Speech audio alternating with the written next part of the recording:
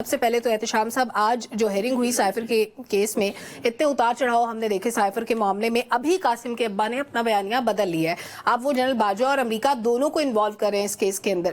آپ کے خیال میں اب کی بار ان کی اس بات میں کوئی وزن ہے؟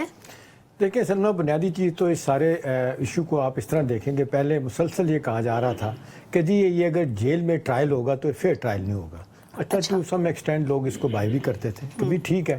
اب جب کہ ان کی بات مان لی گئی اور یہ فیصلہ کیا گیا کہ جی آپ کیونکہ سیکورٹی کا ایشو ہے، اب ظاہر ہے آنا جانا اتنے لوگ کہاں جائیں گے جیل. آپ کو پتہ ہے پنڈی جیل کتنی دور ہے، تو یہ بڑا سیریس ایشو ہوگا کہ اس کو وہاں سے عدالتوں میں اسلام آباد لے کے آئیں. تو چلیں یہ فیصلہ تو سیکورٹی کی وجہ سے کیا گیا تھا، وہ کمپرومائز ہو گیا یا جو بھی انہوں نے کہا جی ٹھیک ہے وہیں پہ ان کی ہیرنگ ہوگی.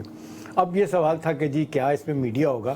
اب ظاہر ہے عدالت ہے اور جیل ہے، اتنی بڑی جگہ تو نہیں ہے، لیکن بہرحال آپ نے دیکھا آج میڈیا کے لوگ گئے وہاں پہ اور انہوں نے باتیں بھی کی، باہر بھی کی، اندر بھی کی. اب سوال یہی ہے کہ جی یہ سائبر کیس اس میں سیریسنس کتنی ہے. یہ 12 دسمبر کو جرم کیا کہتے ہیں آپ کا فرد جرم جو عائد کی جائے گی، اس کی حیثیت کیا ہوگی. میرا خیال ہے اس میں سب سے زیادہ کیچ جو ہے نا، وہ کہتے ہیں dual is in the detail.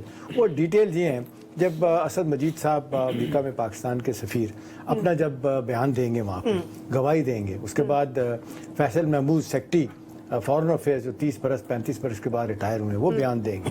Azam Khan صاحب ڈاکٹر صاحب وہاں پہ جا کے بیان دیں گے اور وہ کہیں گے کہ جی ہم نے تو بتیری مرتبہ ان کو سمجھایا تھا کہ نیشنل سیکورٹی کا ایشو ہے، اسے ہمیں سڑکوں پہ نہیں لے کے آنا. لیکن پھر لوگوں نے وہ بھی سنا ان ویڈیو. انور رضا آپ کو یاد ہوگی جو شاہ محمد قریشی کہہ رہے ہیں شاہ صاحب اس پہ ہم نے کھیلنا ہے. پھر ایک ٹرن بیچ میں آتا ہے کہ سائفر کھوج گیا، گم گیا، وہ بنی گلا بھی نہیں ہے. پھر جب پوچھا جاتا ہے وہ کہنے لگے جی اوریجنل کاپی جو ہے فارن آفس میں پڑی ہے.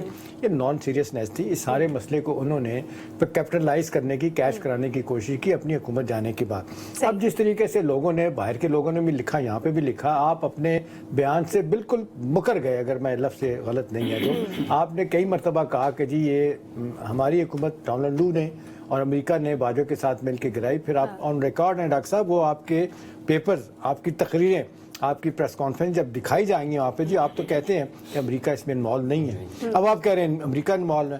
آپ نے اب کہہ دیا باجوہ، اب باجوہ کے ساتھ آپ ڈونلڈ لو کو بھی لے کے آ رہے ہیں. اب وہ نہ بھولیں نا کہ جو یو ٹرن نہیں لیتا وہ لیڈر نہیں ہوتا. ایک بھی. اور دوسرا یہ ہے کہ دیکھیں نیما باجی جو ہیں ان کی سسٹر، وہ کیا کہتی ہیں؟ وہ کہتی ہیں کہ جی ہم ڈونلڈ لو پہ امریکہ میں جا کے مقدمہ کریں.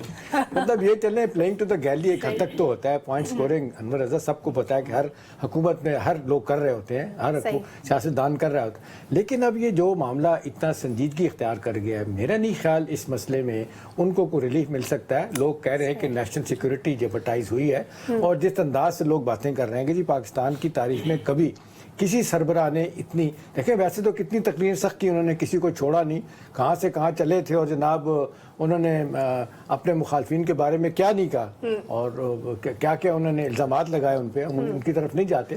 لیکن ایک چیز اپنی جگہ طے ہے کہ آج کی کارروائی دیکھنے کے بعد جو میں نے پڑھا ہے، جو سنا ہے، تو مجھے نہیں لگتا کہ جس کو کہتے ہیں کوئی ایک باقاعدہ ان کے پاس کوئی جس کو کہتے ہیں ایویڈنس یا اپنا کیس متحرک کرنے کے لیے کوئی ایسی چیز ہے جس سے وہ کل بچ پائیں گے. ابھی تک وہ ہیلے بہانوں سے کام لے رہے ہیں. یہی لے رہے ہیں. آج پہلا دن تھا، وہ اس انتظار میں تھے کہ میں لوگوں سے بات کروں. انہوں نے بہت ساری باتیں کی، لیکن اصل بات ہے جو اندر باتیں ہیں وہ تو بڑی سیریس